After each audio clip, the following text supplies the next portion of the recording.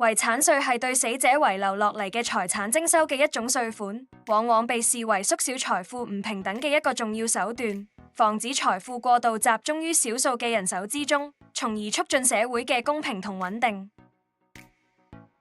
香港嘅遺產稅制度始於100幾年前，當時政府引入咗遺產稅條例，對死者遺留嘅財產徵收稅款。呢一個制度係隨後嘅幾十年中都經歷咗多次嘅修訂同調整，以適應社會同經濟嘅變化。然而，隨住全球經濟一體化嘅加深同香港國際金融中心嘅地位日益重要，遺產稅逐漸被認為係一種不利於經濟發展嘅稅種。所以，係2005年，香港政府就通過咗2005年收入取消遺產稅條例，並於2006年2月11號正式生效，取消咗遺產稅。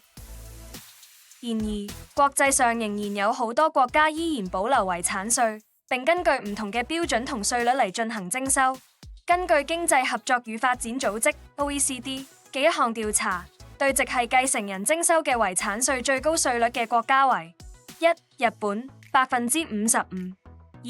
韓國50%，3. 法國45%。